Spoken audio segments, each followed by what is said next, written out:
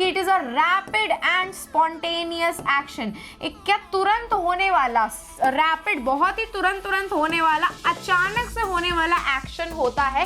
And it's a type of involuntary action. It's a type of involuntary action जिसमें कौन involve होता है, आपकी स्पाइनल कॉर्ड इन्वॉल्व होती है। Plant hormones are the type of phytohormones which are the type of chemicals. ये क्या होते हैं, केमिकल्स होते हैं जो प्लांट की डिफरेंट टाइप की मूवमेंट्स को क्या कंट्रोल करते हैं। Why is the use of iodise salt advisable? तो आयोडीन जो होता है आपका सॉल्ट के अंदर, ये आपके थायराइड ग्लैंड को, ये आपके थायराइड ग्लैंड की फंक्शनिंग को इंप्रूव करता है। ये थायराइड ग्लैंड की फंक्शनिंग को क्या करता है, इंप्रूव करता है। हे सेल्स, कैसे हो आप सब? आई होप सब बहुत अच्छे होंगे, सबकी पढ़ाई भी और सबकी लाइफ भी काफ़ी अच्छी चल रही होगी। मैं हूँ आपकी अपनी Khushboo ma'am, biology master teacher at Vedantu. तो आज के सेशन में हम करने वाले एनसीईआरटी के सॉल्यूशंस, वो भी चैप्टर कंट्रोल एंड कोऑर्डिनेशन के। ऑलरेडी मैं करवा चुकी हूँ, लेकिन उसमें से कुछ बहुत क्वेश्चंस इंपॉर्टेंट हैं जो आपके एग्जाम में ज़रूर पूछे जा सकते हैं। तो मेक श्योर ज़रूर करना कि ये सारे एनसीईआरटी सॉल्यूशंस को आप अच्छे से प्रैक्टिस कर रहे हो। चलो तो let's begin our session without wasting much more time. Here we go with the very first question कि what is the difference between a reflex action and walking.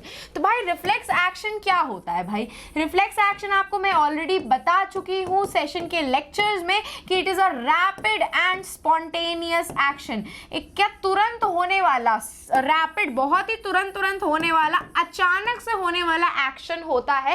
And it's a type of involuntary action. It's a type of involuntary action जिसमें कौन involve होता है, आपकी spinal cord involve होती है। ठीक है, वही अगर मैं बात करूं आपके वॉकिंग की, तो वॉकिंग क्या होता है, it is under the control of your brain, cerebellum control करता है। और ये एक टाइप का वॉलेंट्री एक्शन है। वॉलेंट्री का मतलब आप अपनी वॉकिंग को कंट्रोल कर सकते हो। मतलब अगर मेरा मन है कि मैं आगे चल के आ जाऊं तो मैं कंट्रोल कर सकती हूँ, अगर मेरा मन है कि मैं पीछे चल जाऊं तो मैं कंट्रोल कर सकती हूँ। लेकिन अगर मेरी मम्मी मेरे लिए गर्म चाय लेकर के आई है तो मुझे तो नहीं पता कि वो गर्म है, लेकिन मैंने जैसे ही उसको छुआ तुरंत मैंने अपना हाथ पीछे कर लिया। तो ये जो एक्शन है इसको हम कहते हैं रिफ्लेक्स एक्शन, जिसमें ब्रेन की थिंकिंग की कोई ज़रूरत नहीं होती है, क्योंकि हमको तुरंत एक्शन लेना होता है। नहीं लेंगे तो हमको खुद को, बॉडी को हम लोग हार्म पहुंचाएंगे, डैमेज हो सकता है। जैसे कि सामने से कोई ट्रक आ रहा है तो मैं वहाँ पे सोचने नहीं खड़ी होंगी, मैं तुरंत वहाँ से हट जाऊंगी। क्यों? क्योंकि वो ट्रक मुझे भेड़ सकता है, मैं मर सकती हूँ, है ना। तो ये प्रॉब्लम हो सकती है। तो ये होता है डिफरेंस आपके रिफ्लेक्स एक्शन में एंड वॉकिंग में। चलो भाई नेक्स्ट आ जाते हैं। What happens at the synapse between the two neurons. तो साइनैप्स में आपके जो दो न्यूरॉन के बीच में जो जंक्शन बना होता है वहां पे क्या होता है एक्चुअली में। तो देखो भाई, ये हो गया आपका फर्स्ट न्यूरॉन का, क्या हो गया, ये हो गई एक्सॉन की एंडिंग। ठीक है, ये हो गई एक्सॉन की एंडिंग। ठीक है, और ये यहाँ पे मैं बना लेती हूँ डेंड्राइट्स। ये क्या हो गए, नेक्स्ट न्यूरॉन के डेंड्राइट्स हो गए। ये हो गए आपके नेक्स्ट न्यूरॉन के, दूसरे न्यूरॉन के डेंड्राइट्स हो गए। ठीक है, तो अब भाई होता क्या है, जैसे ही आपका इलेक्ट्रिकल इम्पल्स एक्सॉन की एंडिंग पे आता है तो यहाँ से केमिकल्स रिलीज होते हैं, आपके यहाँ से केमिकल्स रिलीज होते हैं जिनको हम कहते हैं न्यूरोट्रांसमीटर्स। ये न्यूरोट्रांसमीटर्स क्या करते हैं, आपके इलेक्ट्रिकल इम्पल्सिस को, ये आपके इलेक्ट्रिकल इम्पल्सिस को केमिकल इम्पल्सिस में कन्वर्ट कर देते हैं, या आपके इलेक्ट्रिकल इम्पल्सिस को किस में कन्वर्ट कर देते हैं, केमिकल सिग्नल में, केमिकल मैसेज में कन्वर्ट कर देते हैं।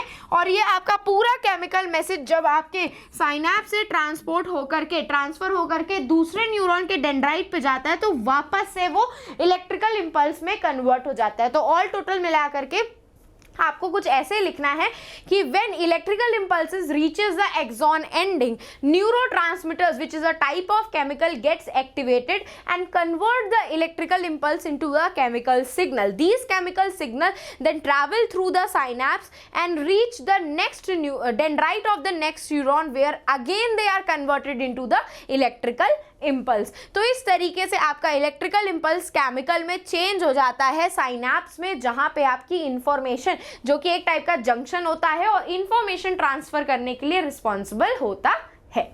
ठीक है भाई, यही होता है। नेक्स्ट आते हैं, which part of the brain maintains the posture and the equilibrium. आपका हाइंड ब्रेन का part, that is the hind brain का कौन सा पार्ट, सेरिबेलम, आपके बॉडी का पोस्चर कंट्रोल करता है। ठीक है, सेरिबेलम आपके बॉडी का पोस्चर कंट्रोल करता है, याद रखना ये चीज। ठीक है, नेक्स्ट आते हैं, how do we detect the smell of agarbatti, that is the incense stick. मैंने आपको very starting of the session में बताया था कि हमारे नोज में एक टाइप के क्या प्रेजेंट होते हैं, रिसेप्टर्स। कौन से रिसेप्टर्स प्रेजेंट होते हैं उसमें, ऑल्फैक्टरी रिसेप्टर्स प्रेजेंट होते हैं। क्या प्रेजेंट होते हैं, they are present in the form of olfactory receptors. ये ऑल्फैक्टरी रिसेप्टर्स जो होते हैं, they are only responsible for the detection of smell. तो जब भी हमको इंसेंस स्टिक की स्मेल आ रही होती है तो हमारा नोज जो होता है यही ऑल्फैक्टरी रिसेप्टर्स की मदद से स्मेल को डिटेक्ट कर लेता है, और वही स्मेल फिर हमको हमारी कहाँ जाती है, यही रिसेप्टर्स आपके सेंसरी न्यूरॉन से, आपके सेंसरी न्यूरॉन के थ्रू आपके ये इंफॉर्मेशन कहाँ तक पहुँचाती है, ब्रेन तक पहुँचाती है, और ब्रेन से इंफॉर्मेशन फिर आपकी मोटर न्यूरॉन के थ्रू, ब्रेन से इंफॉर्मेशन मोटर न्यूरॉन के थ्रू आपके कहाँ तक पहुँचती है, नोज तक पहुँचती है। आपको समझ में आ जाता है कि ये अगरबत्ती की स्मेल है, आपके दिमाग तक पहुँच करके वो रिस्पॉन्स करती है आपके बॉडी में, हाँ क्या खुशबू आ रही है, ऐसे आप रिस्पॉन्ड करते हो। तो इस तरीके से आप डिटेक्ट कर सकते हो smell of the incense stick या कोई भी टाइप की स्मेल अगर सराउंडिंग में आती है। नेक्स्ट आते हैं, what is the role of brain in reflex action. तो आपको पता है, मैंने अभी आपको क्या बताया, रिफ्लेक्स एक्शन में आपका स्पाइनल कॉर्ड इन्वॉल्व होता है, लेकिन एक ऐसा एक्शन है और वो है आपका ब्लिंकिंग ऑफ आईज।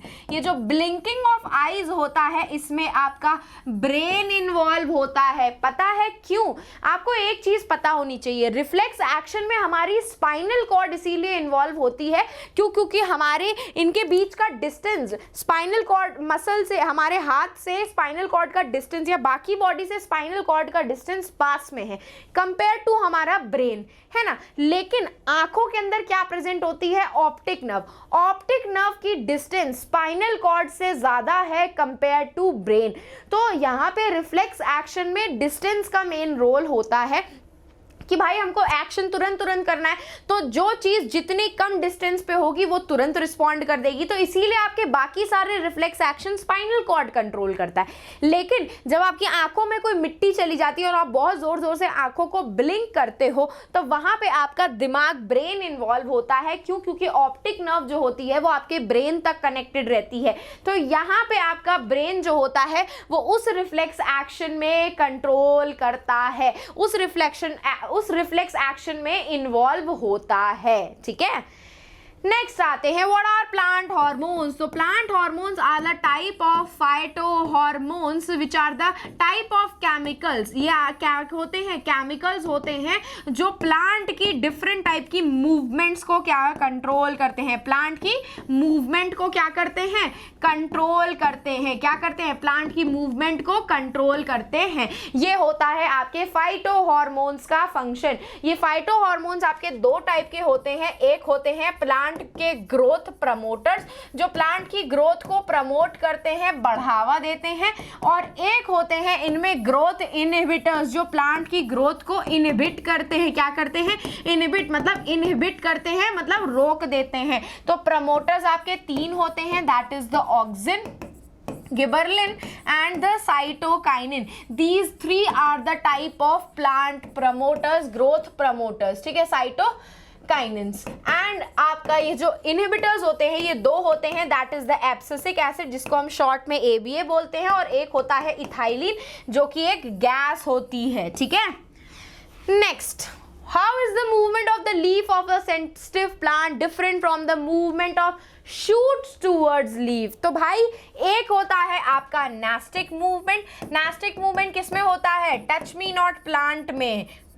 क्या होता है, टच मी नॉट प्लांट में होता है जो कि आपका नॉन डायरेक्शनल मूवमेंट होता है, मतलब जहां पे आपका टच होगा, जहां पे आपने प्लांट के पार्ट को टच किया, जरूरी नहीं है सिर्फ वही प्लांट का पार्ट मूवमेंट शो करेगा, पूरा प्लांट ऑल ओवर आपका मूवमेंट शो करता है और इसमें कोई भी तरीके की ग्रोथ नहीं होती। There will be no growth in the plant, growth नहीं दिखेगी आपकी। जबकि आपकी जो शूट है जो लाइट की तरफ बेंड हो रही है, ये होती है आपकी फोटोट्रॉपिक मूवमेंट। क्या होती है? ये आपकी फोटोट्रॉपिक मूवमेंट होती है। ये डायरेक्शनल मूवमेंट है, मतलब जहां से प्लांट को लाइट मिल रही है वो वहीं ग्रो करेगा।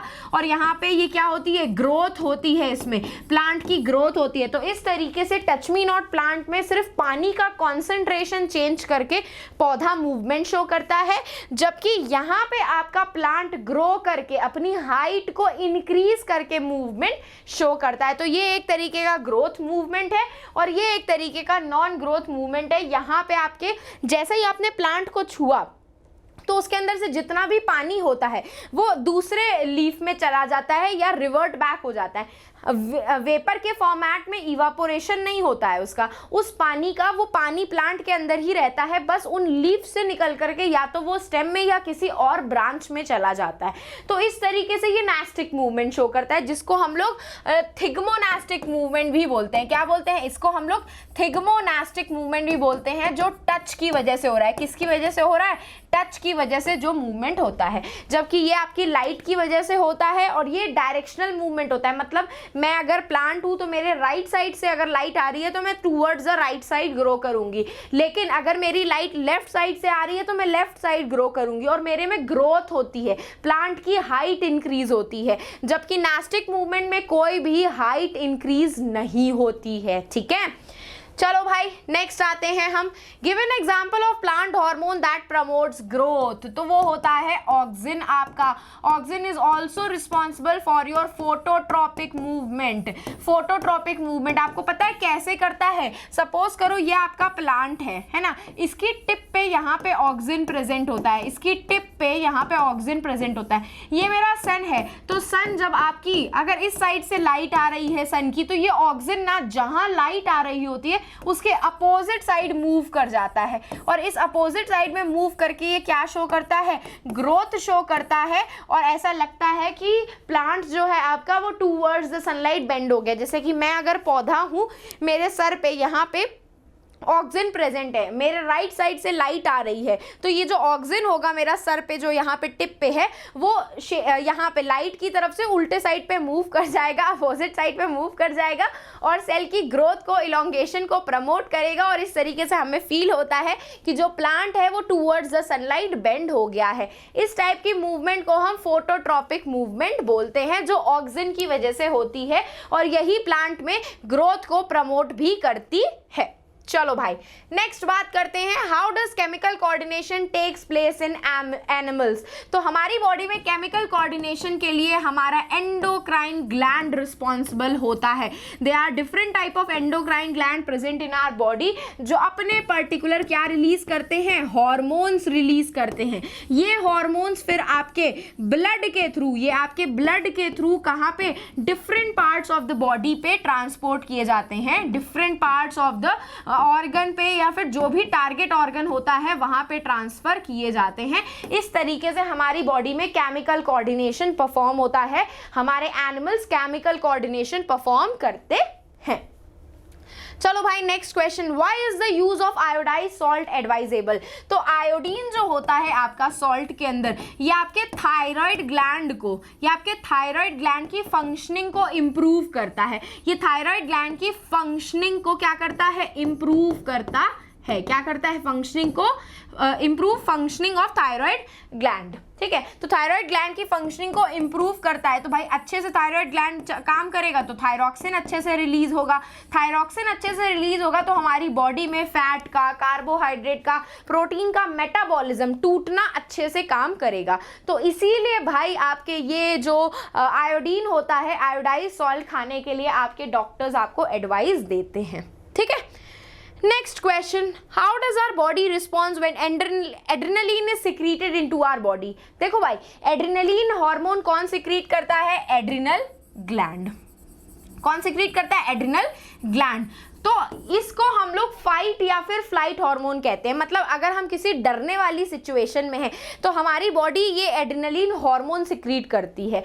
तो अब होता क्या है, ध्यान से सुनना। हमने सपोज करो मेरा रिसेप्टर, आंखों में रिसेप्टर है, फोटो रिसेप्टर। मेरे फोटो रिसेप्टर ने देखा कि सामने से क्या है, शेर दौड़ता हुआ आ रहा है, कुत्ता दौड़ता हुआ आ रहा है, वो मुझे काट सकता है। तो मेरे फोटो रिसेप्टर्स, आंखें जो हैं हमारी, मेरे ये जो फोटो रिसेप्टर्स हैं, इसने क्या किया, ये इंफॉर्मेशन को कहां तक पहुंचाया, आपके ब्रेन तक पहुंचाया।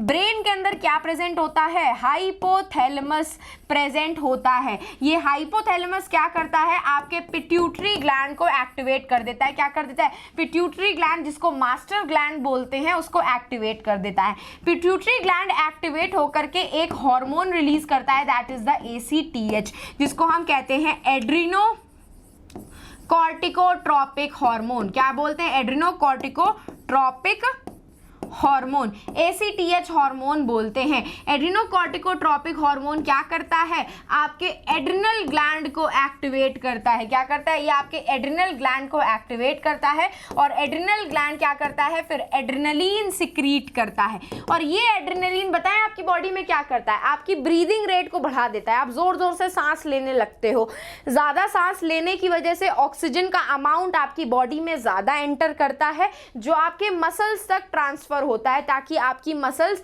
ज्यादा अमाउंट में एनर्जी बना सके, ताकि आप कुत्ते को देख करके वहां से भाग जाओ। आपकी हार्ट बीट को इंक्रीज कर देता है, आपके ब्लड प्रेशर को इंक्रीज कर देता है, ये आपके हार्ट रेट को इंक्रीज कर देता है, ब्रीदिंग रेट को इंक्रीज कर देता है। आपके मसल्स में बहुत जोर जोर से कॉन्ट्रैक्शन और रिलैक्सेशन होने लगता है, ताकि आप जोर जोर से भाग सको। तो इस तरीके से एड्रेनलिन हार्मोन आपको किसी स्ट्रेस और इमरजेंसी सिचुएशन को डील करने में मदद करता है। ठीक है, नेक्स्ट आते हैं, why are some patient of diabetes treated by giving injection of insulin. तो भाई पेनक्रियाज जो होता है, ये पेनक्रियाज आपका इंसुलिन हार्मोन सिक्रीट करता है, और ये इंसुलिन जो होता है आपके ब्लड के अंदर शुगर लेवल को क्या करता है, शुगर लेवल को कंट्रोल करता है, डिक्रीज करता है एक्चुअली में। ठीक है, शुगर लेवल को डिक्रीज करता है, जितनी शुगर हमारे अंदर होनी चाहिए उतना लेकर के आता है। तो जिन पेशेंट को डायबिटीज हो जाती है, उनकी पेनक्रियाज क्या हो जाती है, डैमेज हो जाती है, और डैमेज होने की वजह से वो इंसुलिन नहीं सिक्रीट कर पाती, और इंसुलिन नहीं सिक्रीट होने की वजह से जब भी वो खाना खाते हैं तो उनके अंदर शुगर का लेवल एकदम से बढ़ जाता है, जो उनके लिए नुकसान कर सकता है। उनको हार्ट अटैक आने का खतरा हो सकता है, या बाकी सारी प्रॉब्लम्स हो सकती हैं उनको। तो इसीलिए उन पेशेंट्स को ये आर्टिफिशियल बाहर से इंजेक्शन दिए जाते हैं इंसुलिन के, ताकि जब भी वो खाना खाएं तो उनकी बॉडी में जो खाने से शुगर जनरेट हो रही है वो धीरे धीरे करके ब्रेक डाउन हो जाए, वो ठीक से इंसुलिन काम कर पाए आपका। ठीक है, next question, which of the following hormone is a plant hormone. तो cytokinin is a plant hormone जो सेल की डिवीजन में हेल्प करता है, सेल डिवीजन में हेल्प करता है, इंक्रीज करता है सेल डिवीजन को। Next question, draw the structure of neuron and explain its function. तो भाई न्यूरॉन का डायग्राम बना लेते हैं, जो आप लोगों ने अपने 9th क्लास में भी पढ़ा हुआ है।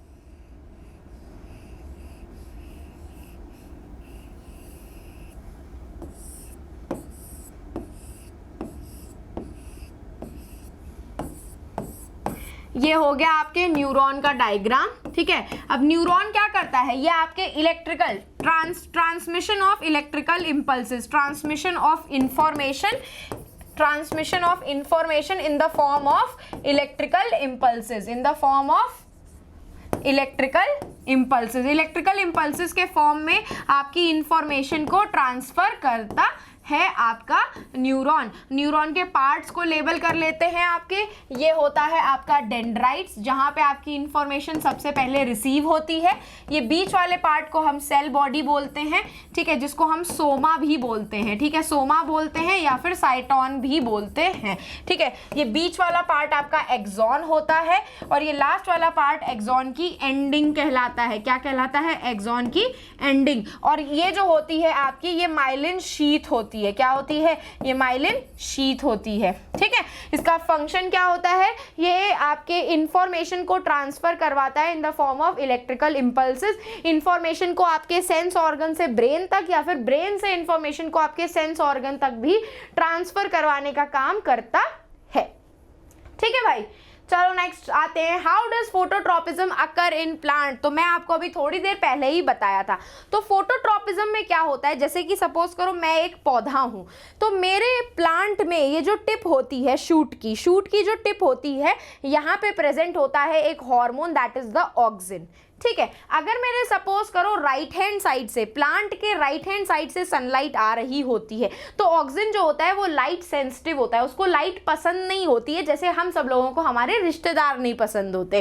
ठीक है, तो ये जो टिप होता है, यहाँ से ऑक्सिन ट्रांसफर होकर के आपके लेफ्ट साइड में चला जाता है जहाँ पे सनलाइट नहीं आती है।